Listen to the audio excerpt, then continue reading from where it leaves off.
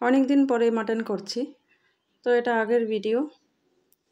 নমস্কার বন্ধুরা, আমার রান্নার ভিডিওতে সবাইকে স্বাগত জানিয়ে আজকের ভিডিওটি শুরু করছি। এটা আগের করা ছিল ভিডিওটা, আর অনেক দিন পরেই মাটন রান্না করছি। মাটন সাধারণত আমার ঘরে খুব কম হয়, কেন লোকজন আসলেই হয়, তাছাড়া মাটনটা হয় না। আমার ছেলে খায় না মাটন, আর আমি মাংস খাই না, মা খায় না, বাবা খায় না। ওরা দুজনেই, বাবা আর ছেলে খায়। তো ছেলে ভালোবাসে না, মাটন খায় না জন্য ওর বাবাও মাটন খেতে পারে না। চিকেনটাই বেশি হয় আমার ঘরে। তো সেদিন বললাম একটু মাটন নিয়ে আসো, অনেক দিন থেকে তো মাটন করা হয় না। তো ছেলে বললো ঠিক আছে বাবা, নিয়ে এসো। সেজন্য অল্প মাটন নিয়ে এসছে। মাটনের রেসিপিটাই তোমাদের সঙ্গে শেয়ার করছি। সবাই জানো মাটন কীভাবে রান্না করে। তো আমি আগে মাটনটাকে ম্যারিনেট করে রেখেছিলাম। তারপরে এই দেখো সব কিছু দিয়ে মাটনটাকে বসিয়ে দিয়েছি।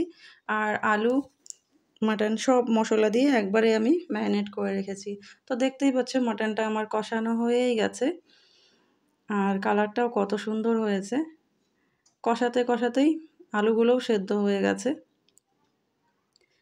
আমি মাংসর আলুগুলো কোনো সময় আলাদাভাবে ভাজি না, ওই একসঙ্গেই দিয়ে দিই, এতে সময়ও বাঁচে আর তাড়াতাড়িও হয়ে যায়।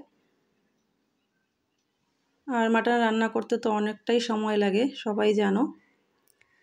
তো এই দেখো এটাকে ভালো করে কষিয়ে কষিয়ে কষানো হয়ে গেছে। একটা গোটা রসুন দিয়ে দিয়েছি ওর বাবার জন্য, ছেলে খায় না, সেজন্য একটাই দিয়েছি। আর অল্পই মাংস। এই দেখো কষানো হয়েই গেছে প্রায়, আর অনেকক্ষণ ধরে এটা মাটনটাকে সুন্দর করে কষাতে হয়। আর দেখতেই পাচ্ছ তেল ছেড়ে গেছে। তো মাটনটা এই দেখো আমি একটু কুকারে দিয়ে দিয়েছিলাম, একটু নরম না হলে ওরা খেতে চায় না। তো এই দেখো মাটনটা আমার রেডি হয়ে গেছে। বেশি একটা ঝোল করিনি, বেশ মাখো মাখো করেছি। তো খেয়ে বলেছে দারুণ হয়েছিল। তারপরে এই দেখো, আর কালারটাও দেখো কত সুন্দর। তো এইভাবে কে কে মাটন রান্না করো, আর কার কার মাটন ভালো লাগে অবশ্যই জানিও। তারপরে এই যে ছেলের জন্য ভাতটা বেড়ে নিলাম। এই দেখো ভাত দিয়ে দিয়েছি এখানে।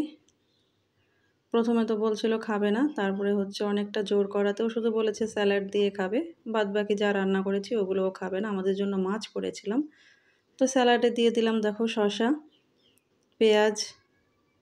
আমার ছেলে আবার পেঁয়াজটা গোল গোল করে খেতে ভালোবাসে, রিং রিং করে, আর টমেটো। তো হয়ে গেল। এবারে আমি ভাতের ওপরে ঝোলটা দিচ্ছি। দেখো দেখো ঝোলটা জাস্ট ওয়াও। এই যে লেবুও দিয়ে দিলাম। এবারে ঝোলটা দেওয়ার সঙ্গে সঙ্গে একটু ভাতটা যাই হোক ছড়িয়ে গেছিলো। ছেলে বলছে মা দেখতে ভালো লাগছে না। আমি বলছি তবু কোনো ব্যাপার না, হয়ে গেছে, এখন আর কিছু করার নেই। এমনিতেই তাড়াহুড়ো থাকে, ভিডিও বানানো অনেকটাই কষ্টের, সবাই জানো এটা। যারা যারা মহিলারা বাড়িতে কাজ করার পরে ভিডিও করো, এটা সবাই জানে। তো বলো আজকের আমার রেসিপিটা তোমাদের কেমন লাগলো, আর আমার থালাটা সাজানো কেমন হয়েছে। সবাইকে অসংখ্য ধন্যবাদ, এত ভালোবাসা দিয়ে আমার পাশে থাকছো তোমরা। তোমাদের ভালোবাসাতেই আমি আজ এখানে আছি, যতটা আসতে পেরেছি তোমাদের ভালোবাসার কারণেই। সবাইকে অন্তর থেকে অনেক অনেক ভালোবাসা। আর আবারও থ্যাংক ইউ সো মাচ। বড়দের প্রণাম, ছোটদের বুক ভরা ভালোবাসা জানিয়ে আজকের ভিডিওটা এখানে শেষ করছি। আবার আসবো আর একটা নতুন ভিডিও নিয়ে। আজকের মতো টাটা, ভালো থেকো সবাই।